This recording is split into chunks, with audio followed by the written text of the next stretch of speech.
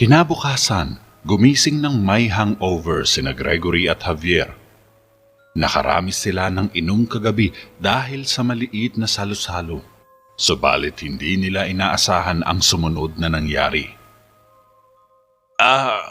Sakit ng ulo ko, ani ni Gregory habang nakahawak sa ulo. Oh, gising na pala kayo.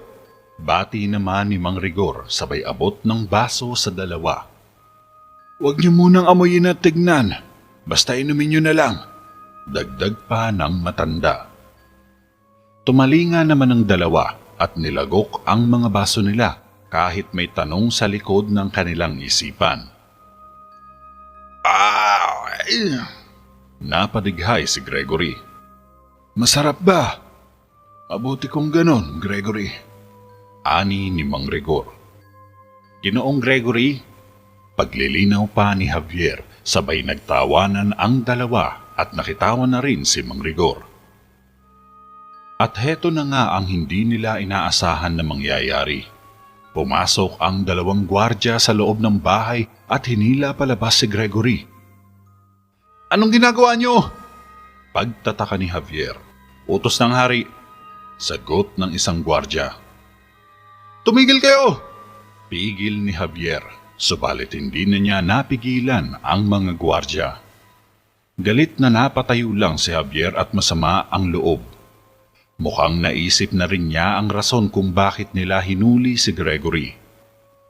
Pagdating nila sa council chamber, pinaluhod ng dalawang gwardya si Gregory sa harap ng hari.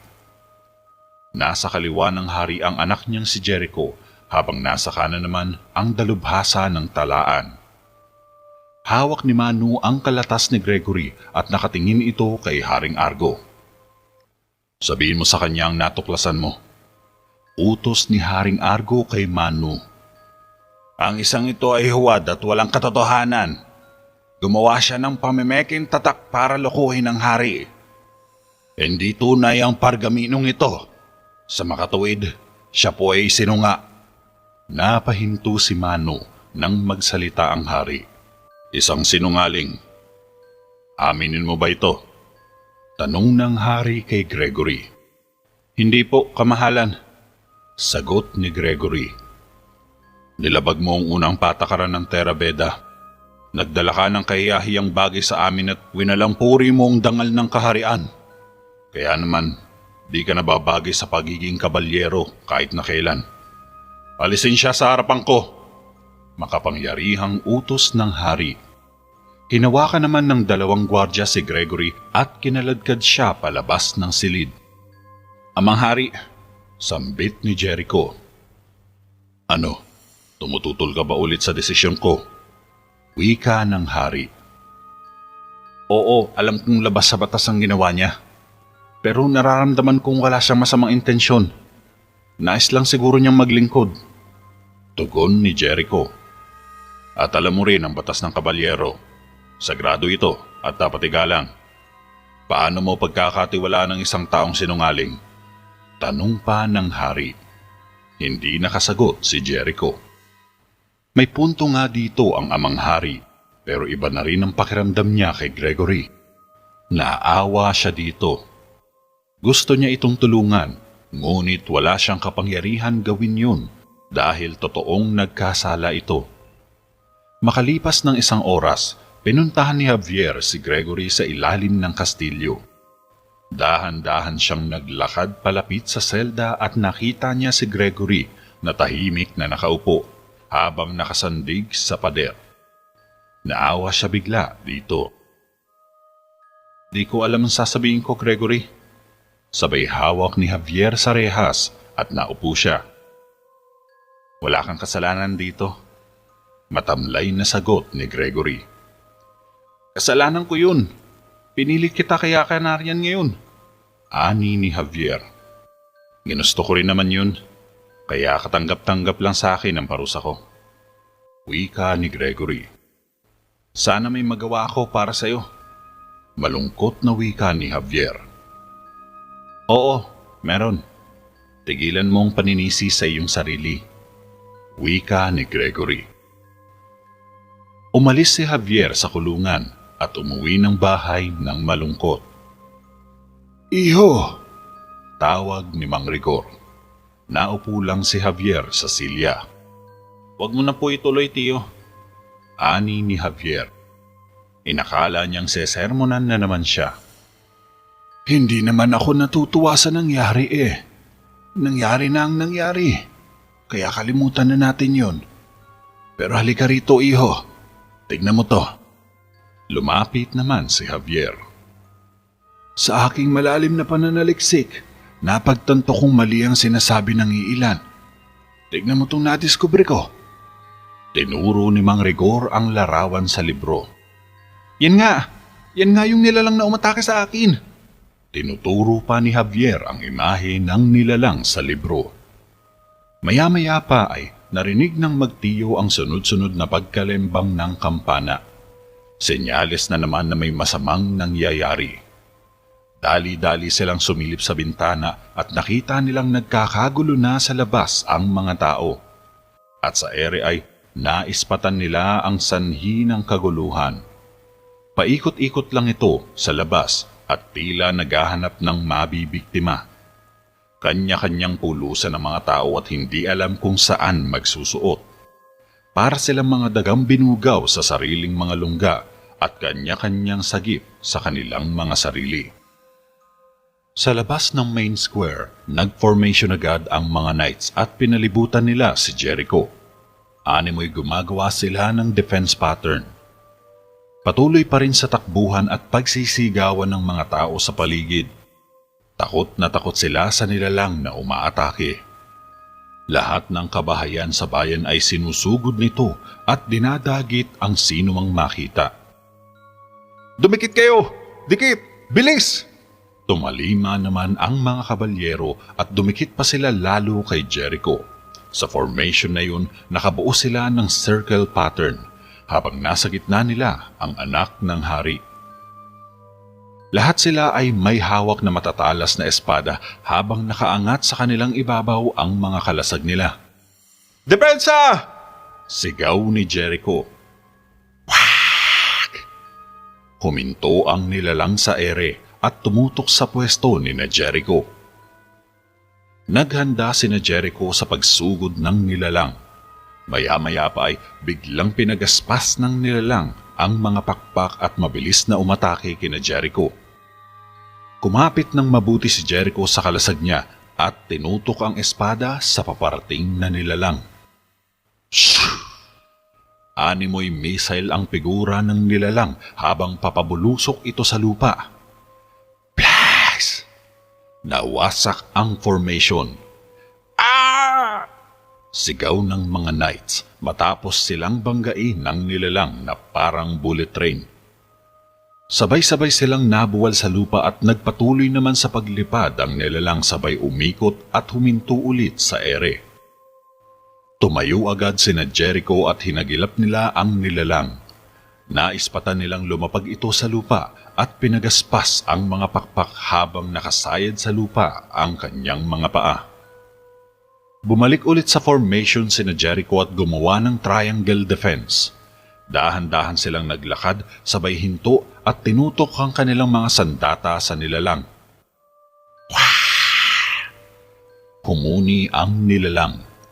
Sinipat ni Jericho ang mga kasamahan niya bago sila aatake. Napansin niyang handang-handa na ang mga ito at senyas niya na lang ang kulang. Malakas na sigaw ni Jericho at sabay-sabay silang sumugod. Subalit bigla silang napahinto nang sumigaw din ng malakas sa kanila ang naturang nilalang. Napaatras tuloy ang mga kabalyero sa takot maliban kay Jericho. Hindi ito natinag sa kinatatayuan. Hinawakan niyang mabuti ang kanyang sibat at takmang iahagis na ito at napahinto siya nang biglang umatake sa kanya ang nilalang. Whack! Sabay kalmot kay Jericho. Nakaiwas naman ang anak ng hari sabay ikot at atake niya sa nilalang. Tinusok niya ito sa leeg subalit nagimbal si Jericho. Clack! Nabali sa gitna ang sibat niya. Quack! Sumipa sa hangin ang nilalang at galit na umatake kay Jericho. Ah! Nabuwal si Jericho sa lupa nang iharang niya ang kalasag niya. Akmang susugod muli ang nilalang nang mapansin ni Jericho ang isang kawal na may dalang sulo. "Kamahalan! Salo!" Sigaw ng kawal at hinagis ang sulo kay Jericho. Natapat ito sa pwesto ni Jericho at mabilis itong pinulot ng anak ng hari, sabay winasiwa sa nilalang. Napahiyaw ng malakas ang agileon at napaatras kay Jericho. Lumipad ito sa ere hanggang sa makalayo na ito at maglaho sa kanilang paningin. Dito na natuklasan ang isang bagay, ang bagay na kinakatakutan pala ng nilalang. Posibleng takot ito sa apoy at mukhang dito ay sigurado sila. Matapos ang pangyayari, umakyat si Jericho sa palasyo at nakipagkita sa amang hari. Lumapit siya ng may dalang balita. "Sabi mo, ang mga kabalyero mo ang pinakamahusay sa Terra Veda. Kung gayon, napatunayan mo nga ito sa akin. Binabati kita, anak." Wika ng hari kay Jericho. "Huwag muna tayo magpakasaya, ama, dahil naniniwala akong nasa paligid pa rin ang halimaw na yun. Naghihintay lang ito ng tamang oras para umatake ulit." Sagot naman ni Jericho. Ngayon niya napatunayan na malakas talaga ang agileon na yun at may pambihira itong proteksyon na nagsisilbing pananggalang sa kanyang katawan. Parang singtigas ng bakal, kaya imposibleng mapatay nila ng ganong kadali ang nilalang. "Huwag niyo nang hintayin pang umatake siya ulit. Lusubin niyo ang pesteng yan at patayin. Masyado na siyang naghasik ng takot sa puso ng mga mamamayan ng Terra Veda." Maotoridad na utos ng hari. "Ipagpaumanhin niyo po, kamahalan." Sabat naman ni Mang Rigor nang makapasok ito. "Rigor, bakit?" Takang tanong ng hari. "Sinaliksik ko po ang nilalang na ito at nalaman ko na isa pala itong agileon." Pahayag ni Mang Rigor. "Agileon? Anong klaseng halimaw to?" Tanong ni Haring Argo. "Ang agileon po ay likha ng itim na karunungan," tugon ni Mang Rigor. "Wala akong panahon para dyan, Rigor," dismayadong sabi ng hari. "Nilikha ito sa pamamagitan ng mahika at mapapatay din ito sa pamamagitan din ng mahika," paliwanag ng manggagamot. "Nagkakamali ka lang ng hula. Kagaya din siya ng iba na may dugo at laman. Jericho, patunayan mo sa kanya ang aking sinasabi." Sabay tapik nito sa balikat ni Jericho. "Hindi rin ako sigurado, ama. Posibleng may katotohanan din ang sinasabi ni Mang Rigor." Sagot naman ni Jericho sa hari. "At anong katotohanan?" Sarcastic na sabi ni Haring Argo. "Ang agileon na yun ay napakalakas. Hindi siya nasasaktan ng kahit anong sandata dahil singtigas ng bakal ang katawan niya." Pagbubulgar ni Jericho. "Napakalakas? Nagbibiro ka ba? Nasalap niya na ang mga sandata ninyo, kaya malamang iniinda na niya ito ngayon. Kailan mo balak pasulungin ng mga kabalyero mo?" Tanong pa ni Haring Argo. "Maya-maya lamang, o baka pagsapit ng hapon." Sagot naman ni Jericho. "Mabuti, tatapusin na natin ito ngayong gabi." Sabay walk out ng hari at nagtungo sa kanyang silid. Pagdating sa bahay, pinag-usapan agad ng magtiyo ang nangyari. "Totoo bang mapapatay ang agileon na yun sa pamamagitan lang ng mahika?" Seryosong tanong ni Javier. "Oo, iho. Sigurado ako dito. At kapag nagpatuloy sina Jericho, masasawi lang sila." Pahayag ni Mang Rigor. "Kung ganun, pipigilan ko sila. Kailangan malaman ito ng hari." Sagot naman ni Javier. "Wala ring saysay, iho. Hindi rin naman maniniwala sa atin ng hari. Bulag siya patungkol sa mahika, kahit alam nating ito lang ang ating pag-asa." Ani ni Mang Rigor. Anong gagawin natin?" Tanong ni Javier. "Nasa kapalaran mo yan, iho. Ang tunay na layunin ng iyong karunungan ang siyang sagot sa lahat. Makahulugang sabi ni Mang Rigor. Pero parang di ko yata kayang harapin ang nilalang na yun. Alam mo yan, tiyo. Tila natatakot na tugon ni Javier.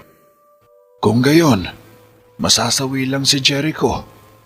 Wika pa ni Mang Rigor. Hindi. Kalokohan lang to. Hindi pa sapat ang kaalaman ko sa mahika. Baka may paraan pa. Saad naman ni Javier. Yun lang ang paraan, iho. Pagdidiin ng matandang manggagamot. Wala ka man lang bang pakialam sa maaaring mangyari sa akin? Oh, Javier, gawin mo na to. Pumunta ka at paslangin ang halimaw na yun. Ate ko naman uupo lang dito at maghihintay habang umiinom ng kape. Tila naghihisterical si Javier sa takot na harapin ang Aguileon. Animoy na trauma siya at nagkaroon na ng phobia sa nilalang na yun. Javier, makinig ka, iho. Ikaw lang ang inaalala ko palagi sa lahat ng bagay. Kaya kong ialay ang aking buhay para sa iyo nang walang hinihinging kapalit. Pero alam mo ang hindi ko kaya. Di ko kayang iligtas ang buhay ni Jericho. Nasa iyong mga kamay ito at wala sa akin. Malumanay na sabi ni Mang Rigor. Hindi kaagad nakareact si Javier. Matagal bago ito nakasagot. Tila nakokonsensya pa siya sa mga sinabi niya. Seryoso lang na nakatingin sa kanya ang tiyo niya. Pasensya na po, tiyo. Nasambit lang ni Javier. Hindi ko na alam kung ano pang masasabi ko, iho. Ani ni Mang Rigor. Ako na lang po magsasabi niyan, tiyo. Meron lang akong 2 oras para hanapin ang Aguileo na yun at paslangin siya. Seryosong wika ni Javier. Samantala, binisita naman ni Jericho sa ilalim ng kastilyo si Gregory. Galit siyang pumasok sa selda at napatayo agad si Gregory nang makita siya. Bakit di ko agad nahalata? Bakit di ko agad nalaman? Hindi ka naman maharlika kung magsalita at lalong hindi ka naman mukhang maharlika. Kaya bakit ako nagpaloko sa'yo? Pasigaw na sabi ni Jericho kay Gregory. Pasensya na. Maikling sagot ni Gregory. Pasensya rin, Gregory. Dahil sa totoo lang para kang kabalyero kung lumaban. At kailangan... buwisit. Kailangan ka ng terabeda. Naputol sa pagsasalita si Jericho. Para paslangin ang halimaw, dugtong agad ni Gregory. Hindi namin siya mapatay-patay. Ngayon lang ako nakaharap ng ganong klaseng nilalang. Sagot naman ni Jericho. Kaya ko po siyang harapin, kamahalan. Minsan ko na siyang nabitag noon. Nahulog siya sa ginawa kong hukay pero nakawala din siya pagkalipas ng 1 oras. Baka magawa ko rin yun ulit. Pahayag pa ni Gregory. Tinatawag siyang Aguileon at may paniniwala ang iba na nilikha siya sa pamamagitan ng mahika. At tanging mahika lang din ang makakapatay sa kanya. Paliwanag naman ni Jericho. Naniniwala ka ba doon? Tanong pa ni Gregory. Hindi na importante kung anong paniniwalaan ko dahil nakasara dito ang usapang mahika para patayin siya. Ang utos ay utos. Ang mga kabalyero ko ang haharap sa kanya at dudurog sa kanya. Seryosong wika ni Jericho. Ibig niyo bang sabihin, kamahalan? Napatigil si Gregory sa pagsasalita. May maghihintay na kabayo sa'yo sa labas. Sagot ni Jericho. Salamat. Maraming salamat, kamahalan. Lubos ang pasasalamat ni Gregory kay Jericho. Hindi dahil makakalaya na siya, kundi dahil gagampanan na niya ang trabaho ng isang knight, ang ipagtanggol ang kaharian. Gregory, pakiusap ko sa'yo. Huwag ka nang babalik pa dito sa Terabeda. Mula sa araw na ito, malaya ka na. Sabi ni Jericho. Hindi. Pakiusap po, kamahalan. Hindi ko po hangad na makalaya ako. Masaya po kung pagsilbihan ng kaharian. Tugon naman ni Gregory. Alam ko. Maiksing sagot ni Jericho. Kung ganun, hayaan niyo po kung samahan ko kayo, kamahalan. Mungkahi pa ni Gregory. Hindi pwede. Hindi ito alam ng aking ama. Pinapalaya lang kita gamit ang maliit kong kapangyarihan. Pero hanggang dito na lang ang kaya ko. Hindi kita pinalaya para sumama sa amin. Baka masawi ka lang. Kaya umalis ka na, bago pa magbago ang isip ko. Humakbang patungo sa pader si Jericho at tila umaktong wala itong nakita.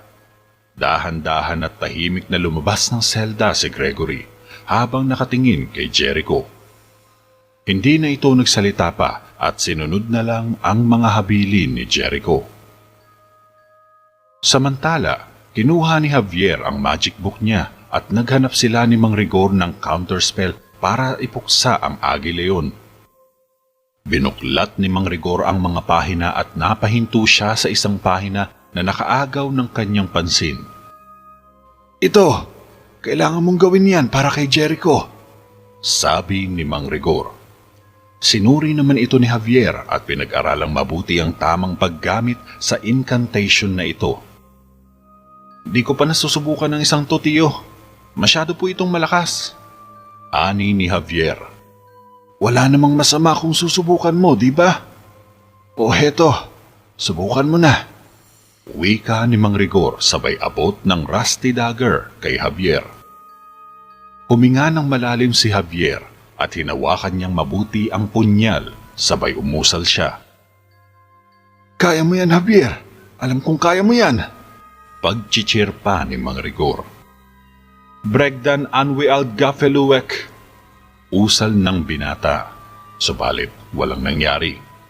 Nagkatinginan tuloy sina Javier at Mang Rigor.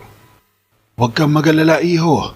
May natitira pa tayong oras, sambit naman ni Mang Rigor. Pagsapit ng takip silim, pinuntahan ni Gregory sa bahay si Michelle. Naabutan niya itong nagsusuklay habang nakaharap sa salamin. Pasensya na sa istorbo, Binibini, ani ni Gregory. Gregory? Anong ginagawa mo dito? Gulat ni Michelle. Wala na akong oras para magpaliwanag. Kailangan ko ng sandata at pananggalan. O kahit ano pang makuha mo, ayos lang sa akin. Pakiusap ni Gregory. Pero saan mo naman to gagamitin? Pagtataka ni Michelle. Pinalaya ko ni Jericho. Kailangan kong suklian ang ginawa niya. Kailangan ko siyang protektahan. Titindig pa rin ako bilang kabalyero kahit hindi na ganun ang turing nila sa akin. Paliwanag naman ni Gregory. Pinaninindigan mo pa rin palang prinsipyong yan. Saad ng dalaga. Kailangan, Binibini. Maginoong sagot ni Gregory. Nagpapasalamat ako na nakilala kita, Gregory. Wika pa ni Michelle. Michelle, kung sakaling hindi na ako makakabalik pa. Lumapit si Gregory kay Michelle. Pakiusap, huwag kang umalis, Gregory. Pigil naman ni Michelle. Pero ito ang tungkulin ko. Sagot ni Gregory. Tumangulang si Michelle. Subalit medyo mabigat ang loob ni Gregory at parang nakasemento ang mga paa niya. Parang hindi niya kayang umalis. Parang masakit sa kanya na iwan ang dalaga. Pero wala siyang magawa dahil may pangako siyang binitiwan kay Jericho at tutuparin niya ang pangako niyang ito kahit anuman ang mangyari. Pasado 6:00 na ng gabi, nakamarcha na ang mga kabalyero ni Jericho sa may upper deck ng koridor. Naka-full armored ang mga ito at handang-handa ng sumabak sa pagtugis ng mabangis na Aguileon. Dumaan sa harapan nila Jericho ang naka-full armored din. Tayo na, wika niya, at sinundan siya ng mga knights niya. Sumakay silang lahat sa mga kabayo nila at lumabas na ng Terrapeda. Sa bahay naman ni Mang Rigor, patuloy sa pag-usal ng dasal si Javier. Hindi ito humihinto at talagang sinusubukan niyang ma-master agad ang counterspell na siyang pupuksa sa Aguileon. Nakaupo lang si Mang Rigor habang nakatingin kay Javier at naghihintay ng resulta. Bregdan Anwiald Gafeluwek. 2 kamay na ang pagkakahawak niya sa punyal. Brendan Anwiald Gafeluwek. Tumuwad pa si Javier pero di pa rin ito epektibo. Bokya pa rin siya. Napasampal tuloy siya sa noo. Kung walang orasyon, hindi nila mapapatay ang Agileon na yun. Huwag kang mag-alala, iho. Magagawa mo rin yan. Magtiwala ka lang sa iyong sarili. Wika pa ni Mang Rigor. Pero bigo pa rin ako, Tiyo. Baka ito na talagang tadhana ko. Di ko na magagawang iligtas si Jericho. Wika ni Javier at tuluyan na nga siyang nawalan ng pag-asa. Javier! Saway naman ni Mang Rigor. Javier! Biglang pumasok si Michelle sa bahay at naagaw ng dalaga ang pansin ng magtiyo. Javier, umalis si Gregory para paslangin ang Agileon. Taghoy ni Michelle.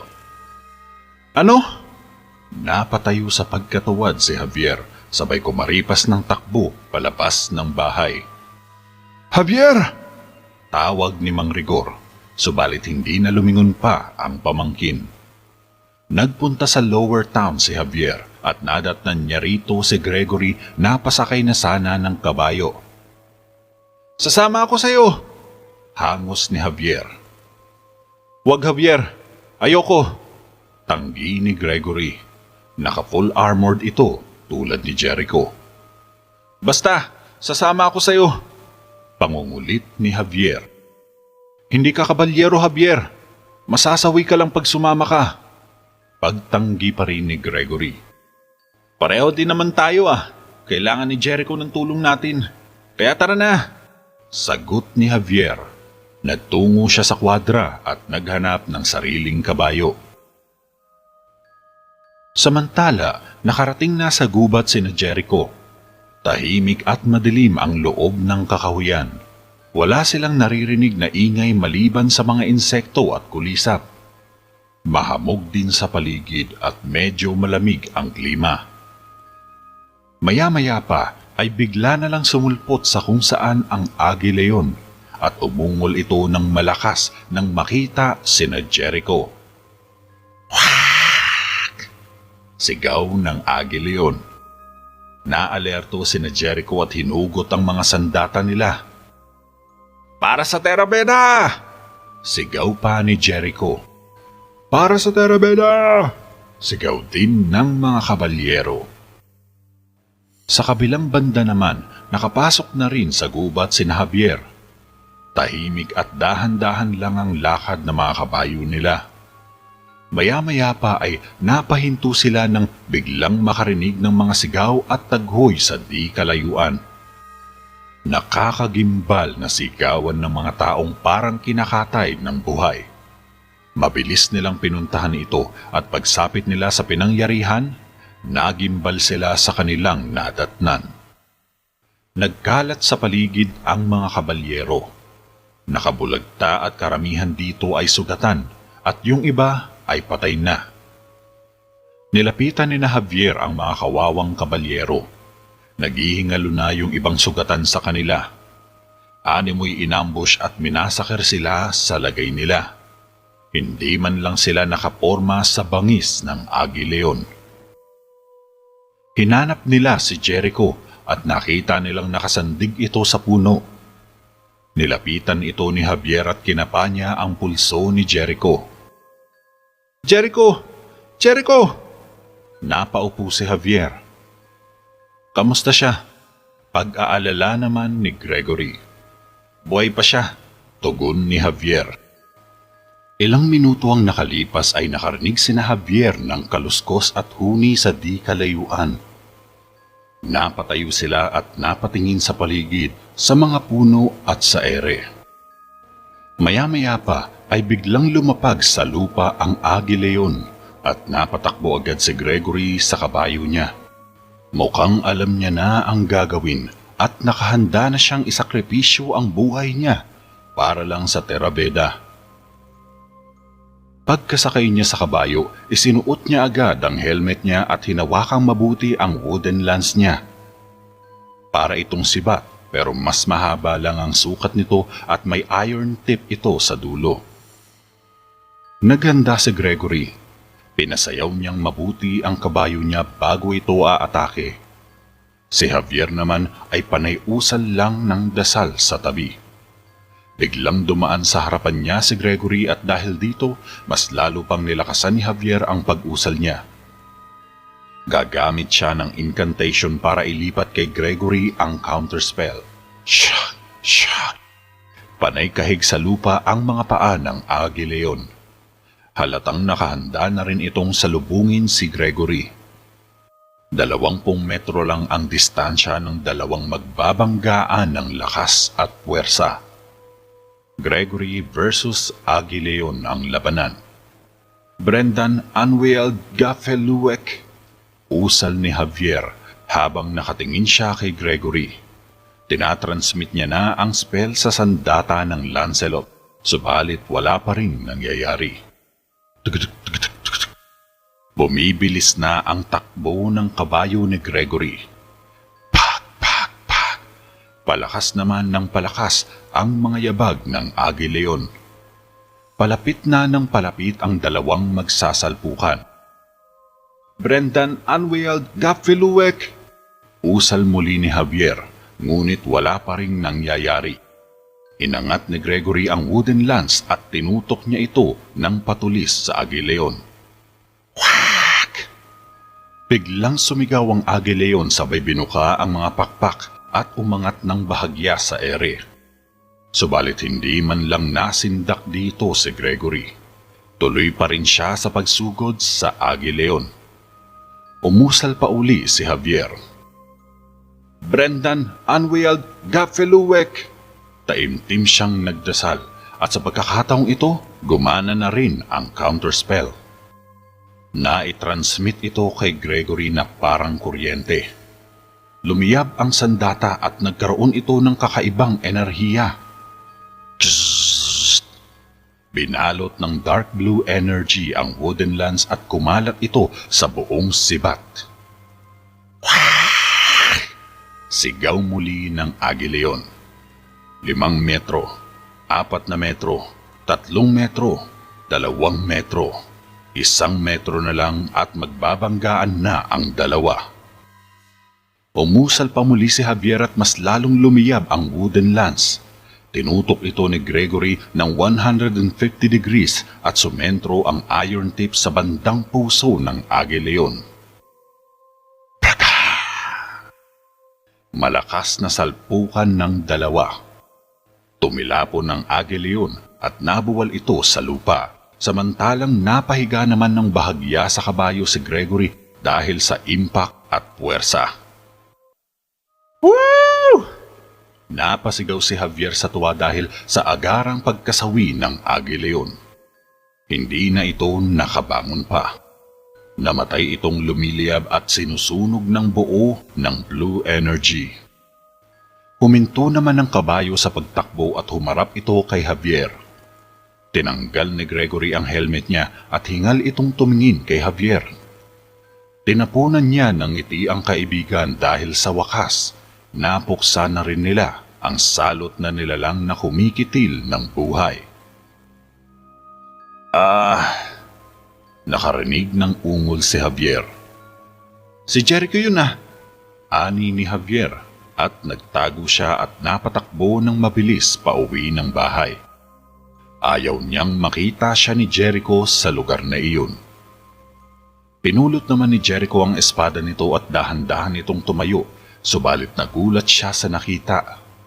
Nakabulagta na sa lupa ang Agileon habang ito naman ay nilalamon na ng kakaibang uri ng apoy.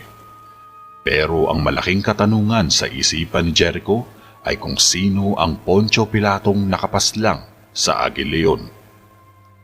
Tumingin sa paligid ang anak ng hari at naispatan agad nito sa di kalayuan si Gregory. Hawak pa rin niya ang wooden lance at nakababa ang kanyang helmet. Gregory, medyo malabo pa ang paningin ni Jericho sa malayo. Kamahalan, sabay baw ni Gregory. Biglang nanlaki ang mga mata ni Jericho. Gregory, nagawa mo! Sigaw ni Jericho. Gumiti lang si Gregory, maging siya ay di pa rin makapaniwala. Pagdating naman sa bahay ni Javier ay sinalubong siya ni Mang Rigor. Nagawa mo ba?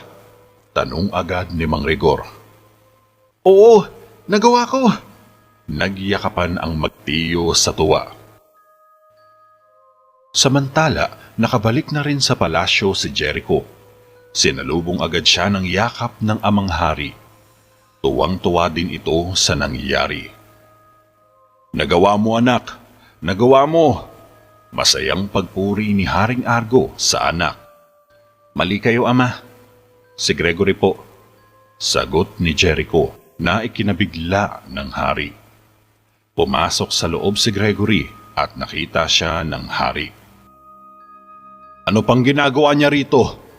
Galit na tanong ni Haring Argo. Lumapit naman si Gregory. Ipapaliwanag ko po sa inyo to, ama. Sagot naman ni Jericho. Ikaw, maghintay ka sa labas. Pagtataboy ni Haring Argo kay Gregory. Walang magawa ang Lancelot kundi ang lumabas ng silid. Wala kang karapata. Di na narinig pa ni Gregory ang sasabihin ng hari nang sumara na ang pinto.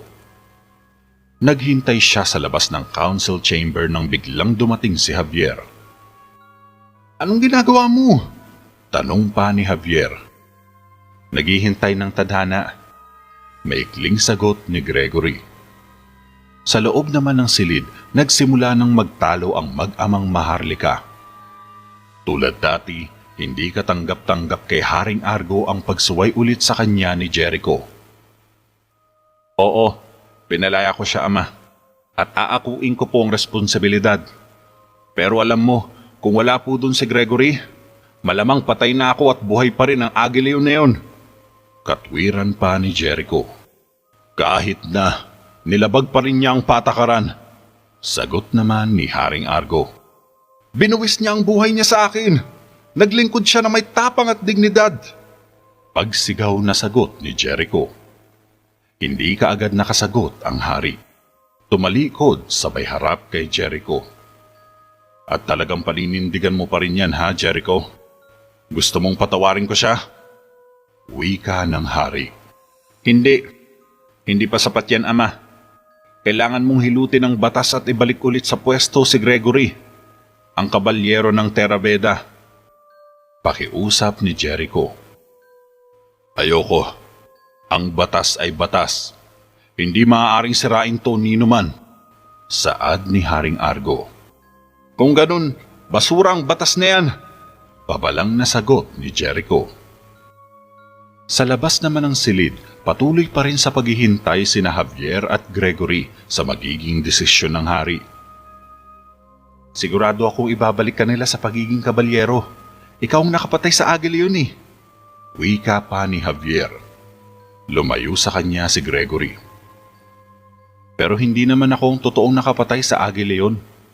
Medyo malayo sila sa gwardya kaya hindi sila marinig ng mga ito. Gumiti si Javier. Ikaw ang nakapatay sa kanya. Ani ni Gregory. Hindi, kalokohan yan. Pagtanggi ni Javier. Brendan Anwiel Gapiluwek, dinig na dinig kita. Nakita ko ang ginawa mo kanina. Bulong ni Gregory. Halatang nabahala si Javier. Huwag ka mag-alala, Javier. Hindi ko sasabihin sa iba ang nakita ko. Pangako yan. Pero hindi na ako makapaghintay rito. Kailangan ko nang gawin ng nararapat. Makahulugang sabi ni Gregory. Anong ibig mo sabihin? Pagtataka naman ni Javier. Ito na lang ang magagawa ko. Pumasok bigla si Gregory sa silid at hindi man lang siya napigilan ng mga gwardya. Napalingon sa kanya ang mag-amang Maharlika. Ano to? Galit na sabi ng hari.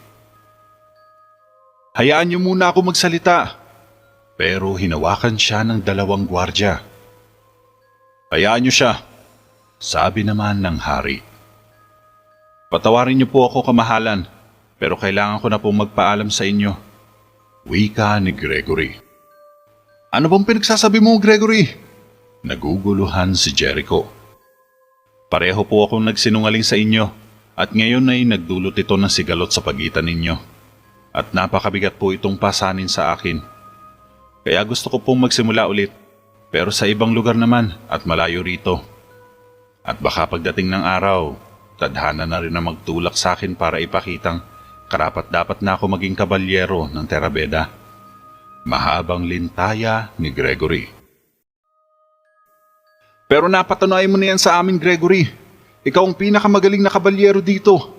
Sabay lapit ni Jericho. Subalit kailangan ko rin itong patunayan sa aking sarili, kamahalan. Sabay baw ni Gregory kay Haring Argo. Mahal na prinsipe. Sabay baw din kay Jericho.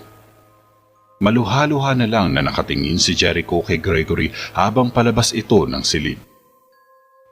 Hindi nakapagsalita sina Haring Argo at Jericho. Tagos sa puso ang mga sinabi sa kanila ni Gregory. Tahimik lang itong lumabas at hindi na nila ito napigilan pa. Kinabukasan, sa silid ni Princess Raya, naggugupit ng tangkay ng halaman si Raya nang mapansin niya si Michelle na tahimik lang nakatayo habang nakatingin sa bintana. Michelle? Sabay lapit ni Raya, pero di sumagot ang dalaga. Napasulyap si Raya sa bintana. Nakita niyang sakay ng kabayo si Gregory at mukhang paalis na ito ng Terabeda. Gregory? Saka palang napalingon si Michelle. Oh, ikaw pala. Sabay ngiti ni Michelle. Tara na, Michelle. Marami pa tayong gagawin ngayong araw. Nakangiting wika ni Raya. Ah, sige po. At lumabas ng silid ang dalawa. Samantala, nasa taas naman ng battlement sina Javier at Mang Rigor. Tahimik lang silang nakatanaw kay Gregory habang papasok pa lang ito sa kakahuyan. Marahil po ay tama kayo, Tiyo. Hindi na siguro ako nakisali sa laban. Wika ni Javier. Hindi, iho. Mali ka. Kailangan ni Gregory ang tulong mo at kailangan mo rin siya. Nagkasalikop ang tadhana ninyong dalawa at nagtagumpay kayo sa laban. Paliwanag pa ni Mang Rigor. Babalik pa ba siya? Tanong naman ni Javier. Hindi ko alam, iho. Tugon ng matanda. Kung gayon, hihintayin ka ng Terabeda, Ginoong Gregory. Hanggang sa muli mong pagbabalik. Nakangiting bulong ni Javier nang makapasok na si Gregory sa loob ng kakahuyan. Sa susunod na kabanata, isang misteryong lalaki ang papasok sa Terabeda. Mala Hesukristo ang kanyang galawan at magpapakita ito ng kababalaghan at kagilagilalas na mga bagay. Mapapahanga sa kanya ang mga taong bayan at tatawagin rin siyang Tagalunas. Sino si Tagalunas? At ano ang motibo niya sa Terabeda? Abangan. Sa loob ng bahay, may isang lalaki ang abala sa pag-eeksperimento ng gamot. Nakabihis ito ng mahabang roba na kulay itim at natatakpan ng hood ang mukha niya. Sa may mesa, nakalapag ang mga gamit ng lalaki. Lahat ng ito ay kasangkapan o kagamitan niya sa iba't ibang uri ng pambabarang, tulad ng kandila, bulaklak, magnifying glass at mga botelyang naglalaman ng kung ano-anong likido at ugat ng halaman. May kinuha ang lalaki sa lumang aparador, isang maliit na kahon. Nilapag niya ito sa mesa at binuksan. Sa loob, makikita ang maitim at matatabang putakte. Nagsisiksikan sila sa loob ng kahon at parang ang saya-saya nila dahil sa wakas ay pakakawalan na sila ng kanilang amo. Gamit ang kanang kamay, dinampot ng lalaki ang isang putakte habang ang kaliwang kamay naman ay parang winiwisik-wisik sa hangin, kasabay ng pag-usal ng orasyon. Bebiode pe arisan eyaltu. Sambit ng lalaki. Nilagay niya sa bibig ng bulaklak ang putakte at nagtago naman ang insekto na tila ba alam na nito ang gagawin. Pagkalipas ng isang oras, dala-dala na ni Michelle ang bulaklak na ginamit ng lalaki sa pag-eeksperimento. Nakangiting pumasok ang dalaga sa silid ni Princess Raya at nakita naman ni Raya ang magagandang bulaklak na dala ni Michelle. "Tingnan mo ang mga to," wika ni Michelle. "Kanino naman galing to?" Pagtataka ni Raya at hinawakan ang mga bulaklak. "Hindi ko rin alam. Baka sa kapatid mo?" Sabay binigay kay Raya ang mga bulaklak. Di rin sigurado si Michelle dahil nakita niya lang din ito sa labas ng silid ng prinsesa. Ngunit lingid sa kanilang kaalaman, ang isa rito ay lubhang mapanganib at hindi kabilang sa mga bulaklak. "Talaga?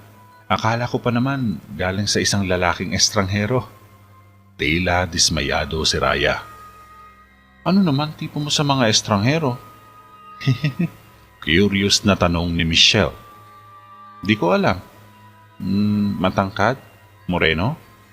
Di sigurado si Raya. Pero nakangiting inabot kay Michelle ang mga bulaklak upang ilagay sa flower vase. Kinagabihan, mag-isang nakatayo ang lalaking nakaitim na roba sa main square ng palasyo at nakatanaw ito sa silid ng prinsesa. Mula sa sinag ng buwan, madali mong masisilayan ang itsura ng lalaki.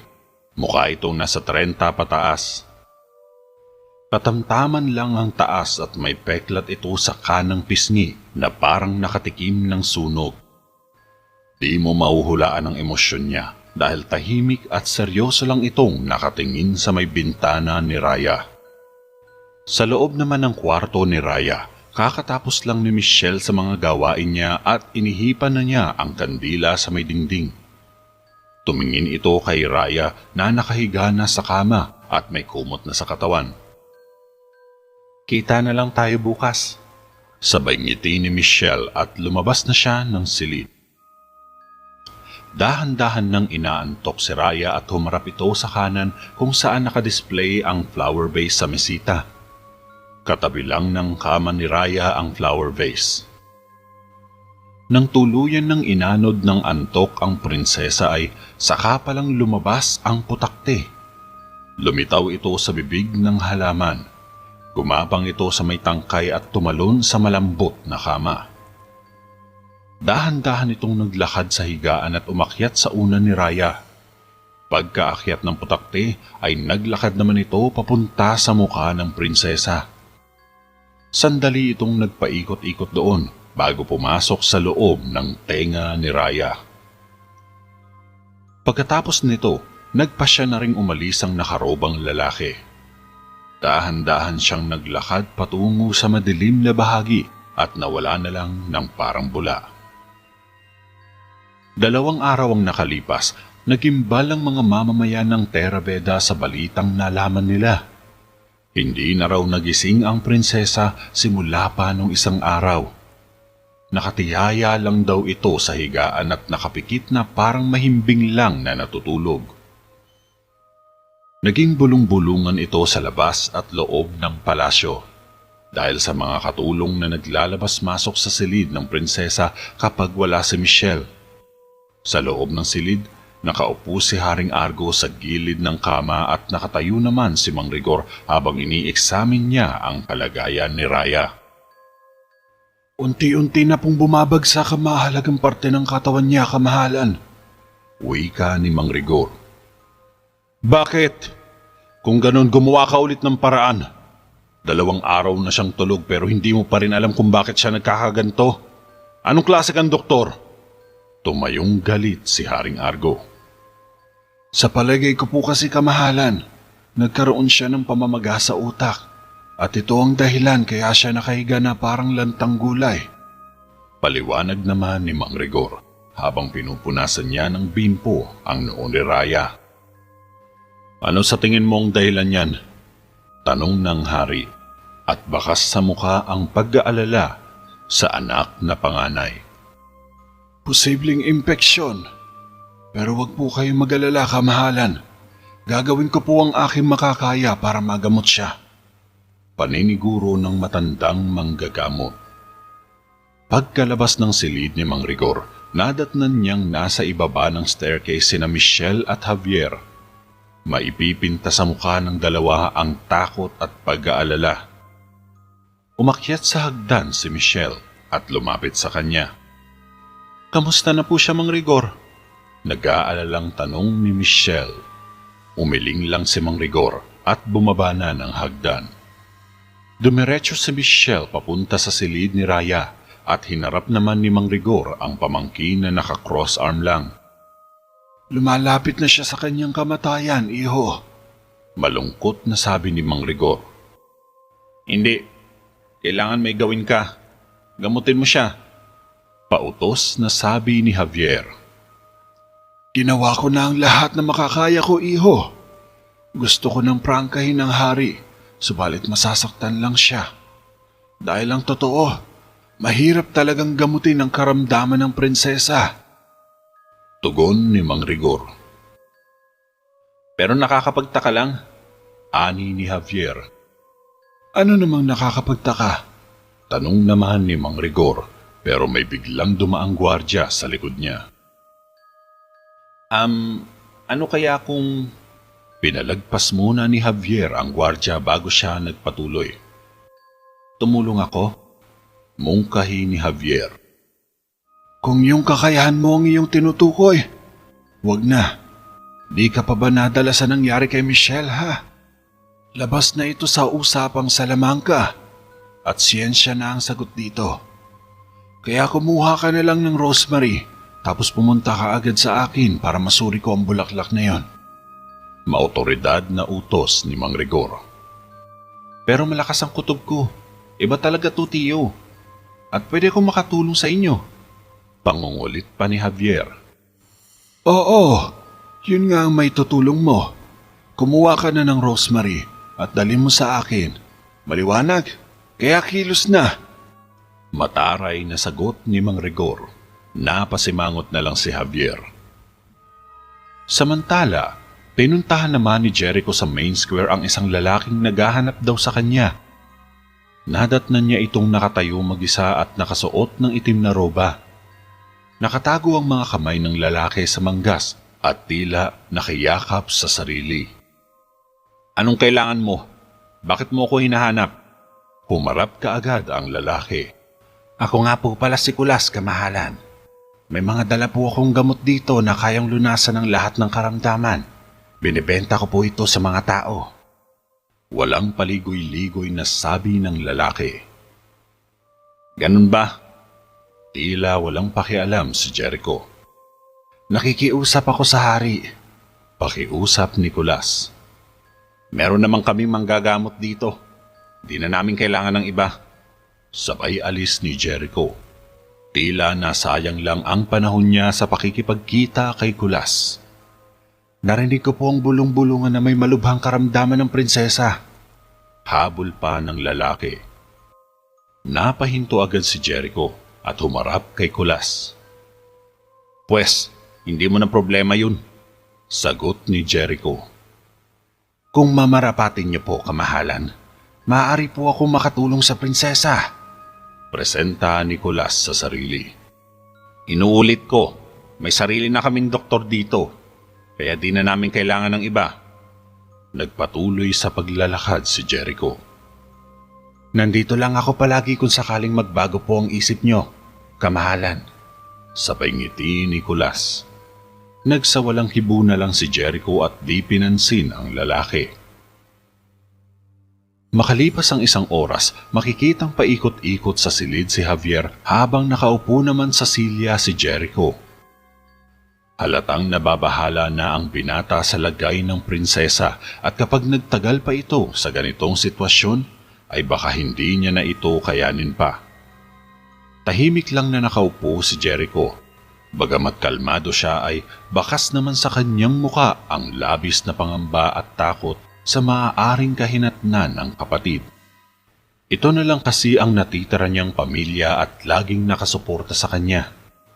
Kaya marahil ay hindi niya rin kakayanin ang posibleng mangyari kapag nawala sa kanya ang pinakamamahal na kapatid. "Ayos lang yan, Jericho. Magiging maayos din ang lahat. Maniwala ka. Makakaya itong labanan ni Raya. Matapang siyang babae. Sigurado ako dun. Wika ni Javier at humarap ito kay Jericho. Javier, matigas na sabi ni Jericho.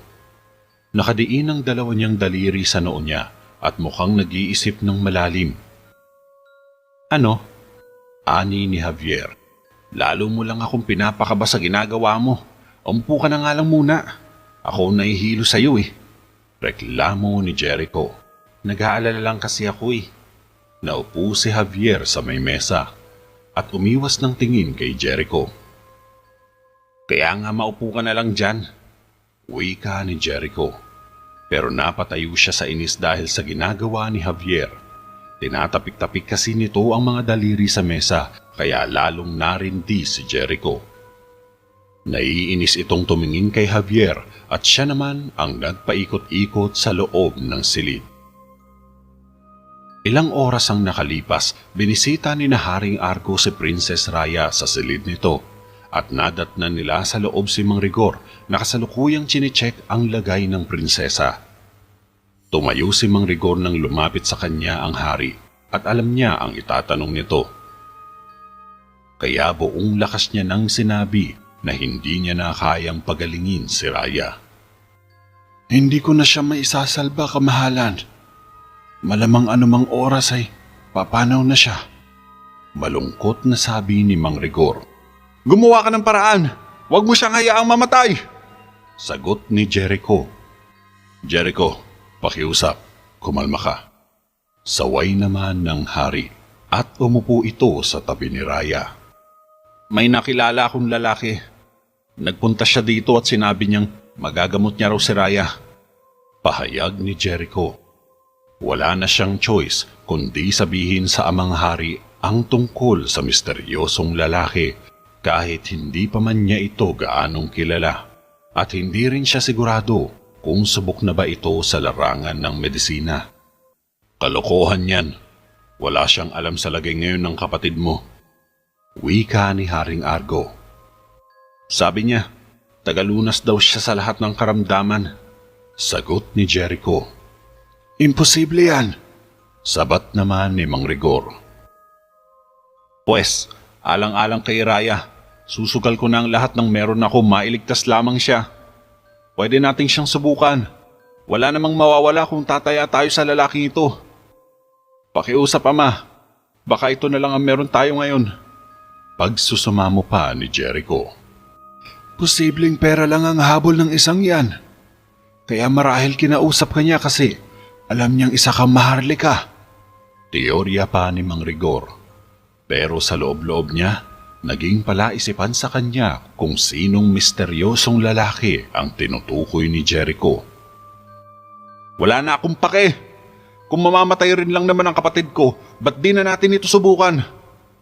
Pagbigyan na natin siya sa motibo niya, kung sigurado din naman siyang maliligtas niya si Raya. Wika naman ni Jericho. Sige. Dali mo siya rito. Ani ni Haring Argo. Mukhang susugal na talaga sila sa misteryosong lalaki dahil palagay nila ay wala rin namang pag-asang mabuhay si Raya. Pumasok sa Chamber of Doom si Lucas. Nakabihis pa rin ito ng itim na roba at lumang sapatos. Lumuhod kaagad siya nang makalapit sina Haring Argo, Jericho at Mang Rigor. Napansin naman ng tatlo na may hawak si Lucas na isang pergamino at inabot niya ito agad sa hari. Tinanggap naman ito ng hari. Lucas po, kamahalan. Ang tapat niyong lingkod at manggagamot. Pakilala ni Lucas sa sarili, sabay tinanggal ang hood niya. Kinilatis naman siyang mabuti ni Mang Rigor at kita nito ang malaking peklat sa kanang pisngi ni Lucas hanggang sa leeg. Maligayang pagdating sa Terra Veda. Sambit lang ni Haring Argo sabay alis nila ni Jericho. Nagkita na ba tayo dati? Anang matanda sa nakaluhod na si Lucas. Tumingin ito ng seryoso kay Mang Rigor. Malamang sa itsura kong ito, madali mo lang ako makakalimutan. Sabay tayo ni Lucas. Sigurado ka bang isa kang manggagamot? Tanong naman ni Haring Argo at lumapit ulit siya kay Lucas. Wala pa ako nakakaengkwentrong karamdaman na hindi ko pa nagagawang gamutin, kamahalan. Kaya nang mabalitaan kong may sakit ang prinsesa, ay isang karangalan para sa akin ang pagserbisyuhan siya. Lintaya naman, Nicolas. Sinabi mo na kaya mong gamutin ang lahat ng karamdaman. Isa ba itong panlunas sa lahat? Tanong pa ni Mang Rigor. Opo, pero hindi lang ito ganun kasimple. Tugon naman, Nicolas.